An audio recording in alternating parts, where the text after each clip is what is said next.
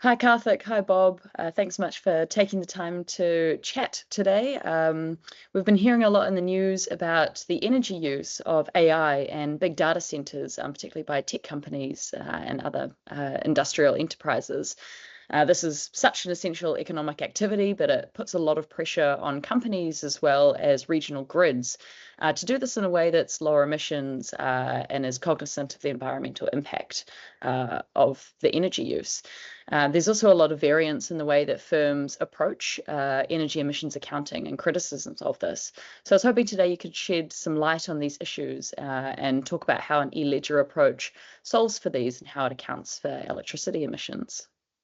Thanks, Lauren. So you're absolutely right. This has become such a big issue because of the essential importance of AI to, our economic security and our economic futures. But of course, AI being as power hungry as it is, and the power being emissions intensive, it's putting a lot of these AI companies in a difficult spot because some of the top AI companies have also hitherto been companies that have had very ambitious and bold claims around their environmental performance. Some have even represented themselves as being net zero companies and so forth.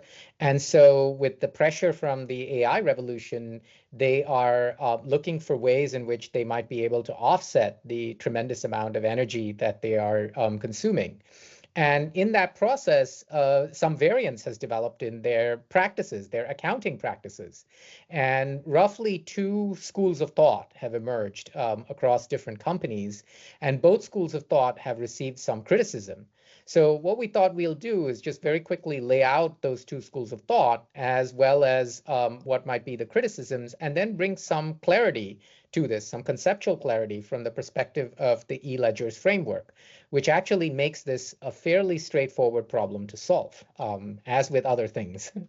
So first, let's think about the two rough camps here. Broadly speaking, there's the location-based and the market-based camps.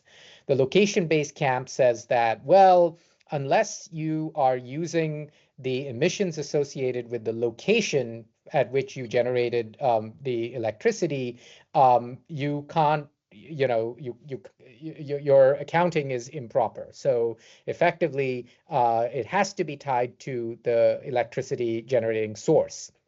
And the reason, of course, for that is that not all grids are interconnected, and there isn't sort of a globally harmonized system. So if you don't have this kind of location-based discipline, the system can be very easily manipulated, and there is actually some legitimacy to that. So we'll unpack that claim.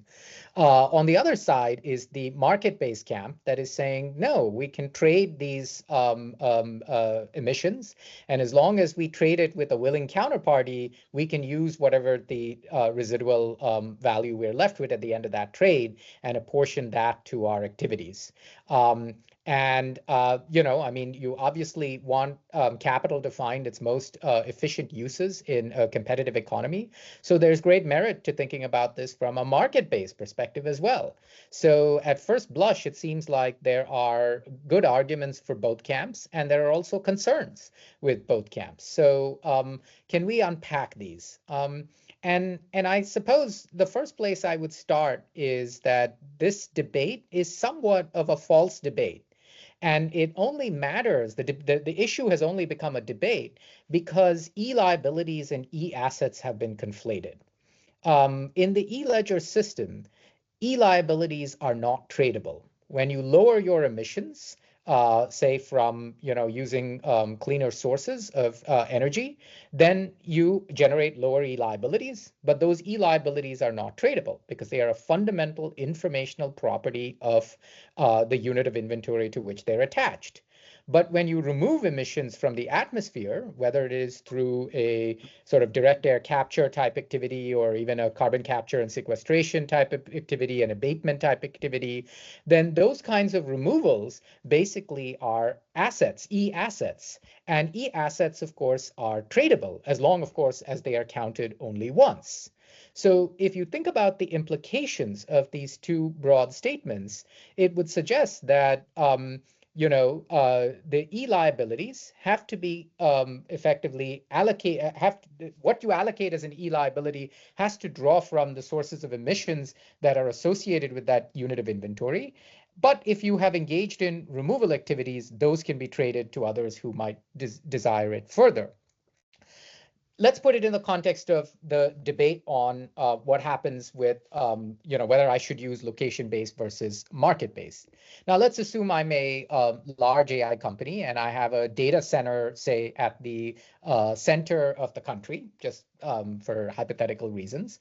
And I source electricity for this from two different plants, one on the East Coast and one on the West Coast.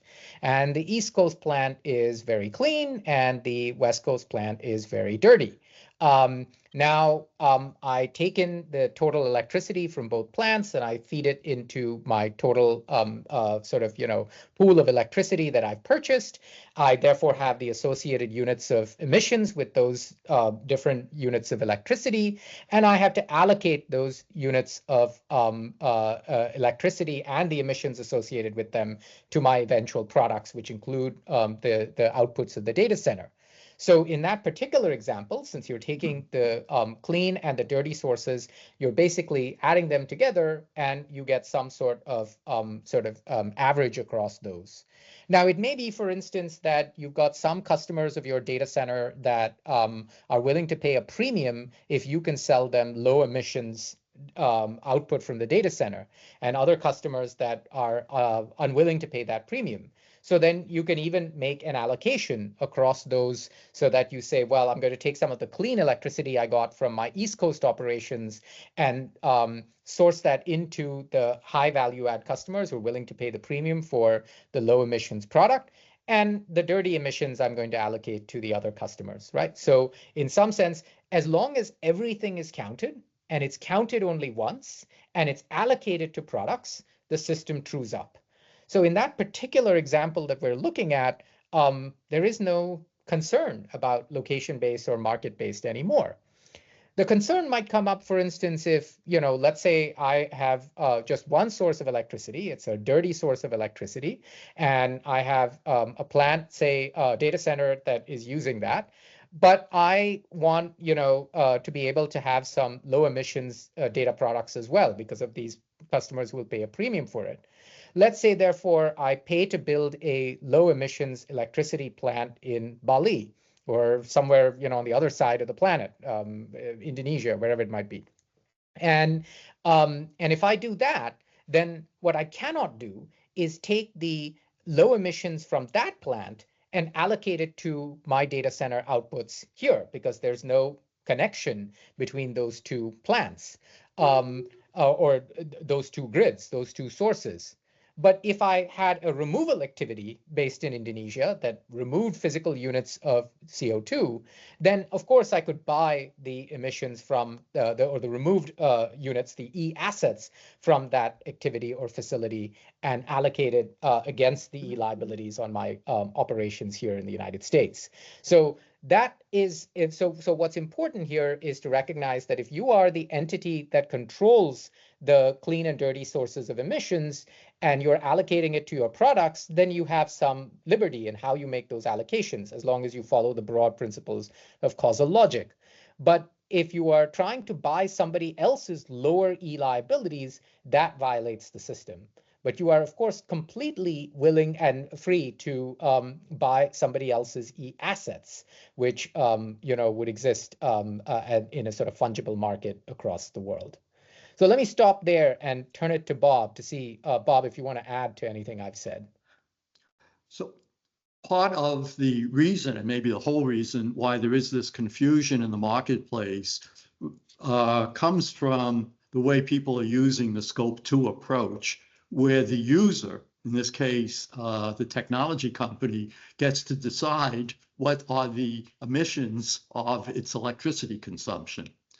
And the e-ledger approach, as we now know, goes in the opposite direction. It's not up to the user to decide what emissions it is purchasing. It's up to the supplier, the electricity company, to do its calculation appropriately using e-liability accounting and communicate downstream to the technology customers what the CO2 per kilowatt of electricity they're consuming is.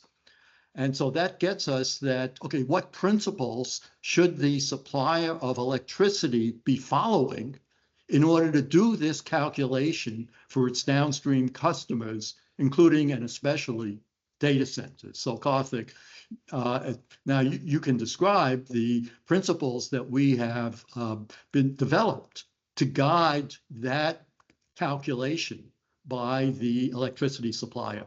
Absolutely. And the first principle is just what Bob said, which is that unlike in the scope 2 format of thinking about this, where the information comes from the buyer or the user of electricity trying to divine what the emissions are upstream, the information should actually come from the supplier passing it down to their customer.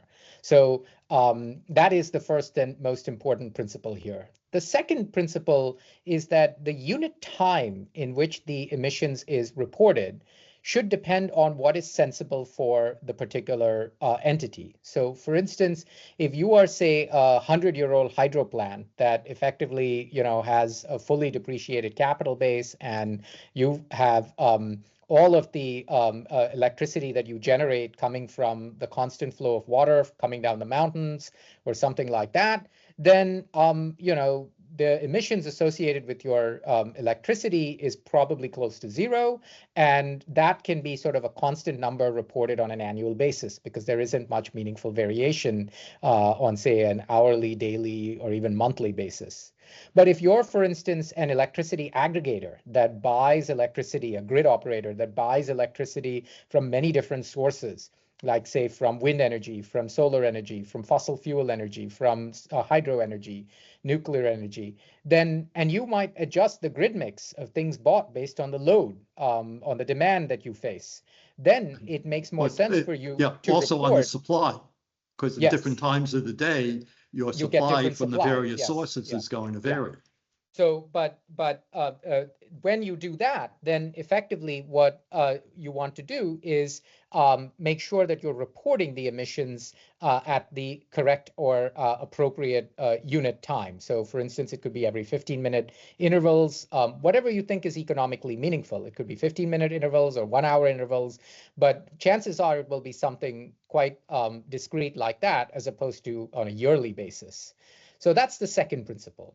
The third principle is that the information that's contained in the emissions associated with electricity should include not just from the operations of those electric plants, but also from the capital equipment used in the electric plants. So if you're a newly built hydro plant, then of course there's a lot of cement and steel and so forth that will have to be allocated, the emissions from that, across the useful life of the hydro plant. Likewise, if you're a fossil fuel plant, there will be enormous amounts of capital equipment and the steel and cement and so forth associated with that, which will have to be allocated. So the third principle is really about the allocation of, including in the emissions reported from the supplier, the allocation of capital emissions. So a corollary to principle 3 about that the emissions from capital equipment, property, plant, and equipment have to be assigned to the kilowatts produced is how do you handle capacity? And because the investment that energy producing company has, includes its physical facilities and includes all the emissions in the equipment that it's purchased, such as large transformers. And that has to be assigned to the outputs over the useful lifetime of that electricity, as Karthik had mentioned earlier. It's not sufficient just to allocate it to the entity. The entity has to allocate it out to the outputs, in this case, kilowatt hours produced. Now, this means in a given period that if the demand for electricity is, say, 15% lower than had been anticipated, that means the kilowatts produced during that year are going to have higher CO2 emissions assigned to them because of in effect, the unused capacity. And this occurs for the solar and wind and hydro plants, which may have low operating emissions, but have very high capital emissions because of the heavy investment in property, plant, and equipment in those three different types of facilities. And we integrate this. There's only one number, which is the CO2 emissions per kilowatt produced. Curiously, in the greenhouse gas protocol, they put operating emissions in one place and the emissions in the capital equipment somewhere else, and the emissions in the property, plant, and equipment never get assigned to the outputs that have been produced by that property, plant, and equipment. We have it in this integrated fashion. The fourth principle is that the information that is reported by the supplier must account for line losses. So the current problem we face is that when the buyer makes this estimate, as it currently does in the Scope 2 framework, it looks at what electricity it's bought. It looks at sort of an annual emissions factor that's usually out there, and it says, therefore, these are my emissions. But of course, the electricity that comes into the door of the buyer is not the electricity that was put out by the electricity supplier. And that's because there are tremendous line losses along the way. And so effectively in the Scope 2 system, that information just goes into some sort of accounting purgatory. Nobody is accounting for it, but it is still going into the atmosphere. So it is an important flaw in that system that needs to be fixed. And so what we want to do is to make sure that the supplier of electricity actually reports the full amount of electricity supplied so that the load losses are accounted for in what the buyer is able to take onto its balance sheet, its e-ledger. Bob, sorry. So the corollary to this principle, just to be very specific, is those entities that are very close to the electricity supplier will have lower emissions per kilowatt that they use because the line losses are very low. And downstream users that are quite far from the supplier of the electricity will have significantly higher CO2 emissions per kilowatt of electricity because it includes the line losses, even though they're not using it, but they have to account for it. So it sets up an incentive really for organizations to co-locate near the producers of electricity, even if it's in a way somewhat clean electricity, that there still will be emissions, but the total emission load will be lower by this proximity issue. And so we think that's a real positive feature of the way we're just describing the framework for accounting for these electricity production emissions. That's right. And that's, in fact, one of the key benefits of having an accounting system that is informationally faithful, right? Representationally faithful. Because if the accounting system reflects the underlying reality, which in this case is the emissions, then, in fact, by reporting that information, you change behavior to actually do what it is you want to do, which is to reduce emissions. So you want people to access all the energy that they need. We want them to live abundant and flourishing lives. Energy abundance is something that we're very keen on.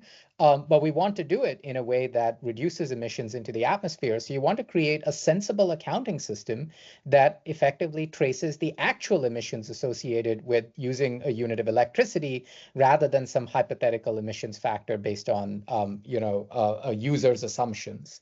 The final fifth principle here is around offsets, because offsets are really important to getting to a place where you might have sort of a clean electricity bill. And that means that you have to figure out what is an offset. And of course, Bob and I have written with Mark Roston a paper on e-assets that goes into the details on this. But the critical point to emphasize here is that offsets can be counted only once, and that avoided emissions, as we said at the beginning of this video, are not offsets because avoided emissions are simply lower e-liabilities. So offsets can be counted only once. Avoided emissions are not offsets. This is the fifth principle. And this is really important because a lot of the renewable energy credit market, the REC market, as well as the PPA market, they involve double counting. And this is a very unfortunate feature. In fact, one of the reasons Bob and I wanted to put out this video in this cycle, in this month, is because a lot of the companies that are out there that are doing incredible work with AI innovation are now turning to some really poor accounting practices that entail double counting in order to sort of justify their actions. And we say it's actually better to say, look, I'm doing the AI thing because it's a good and useful thing, but for now my emissions are dirty, than to somehow fool yourself and the planet and the people around you by double counting and saying somehow, therefore, my activity is clean. And so what has often happened in the REC market and the PPA market, very unfortunate, is that you will have a low emissions electricity producer that sells its electricity onto its customers as low emissions, but also then sells the delta from if it had been a high emissions provider as a avoidance offset off to some third-party company that wants to claim the REC or the PPA. And that kind of double counting is absolutely, it's to go back to what we said earlier, it's informationally inaccurate, and it really distorts the system. And at the end of the day, the planet doesn't care whether we lie to ourselves and make up, these numbers. We're still doing damage to the planet. So we're better off being honest about the fact that AI is essential and dirty than engaging in double counting and somehow, fooling ourselves into thinking we've solved the problem.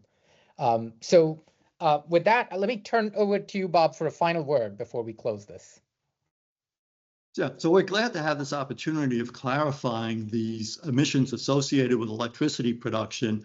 3.5 years ago, when we wrote our first paper, we didn't focus at all on energy because we just treated it as another output and another supplier to a downstream customer. Unfortunately, the treatment of, quote, scope 2 has not improved over the last 3.5 years, and its limitations are becoming more obvious in exactly the way that Karthik described. And so we hope now that people can see how to take the emissions associated with electricity production, assign it to the kilowatts that have been produced, and then eventually consumed by downstream customers. Thank you very much both for the fascinating discussion.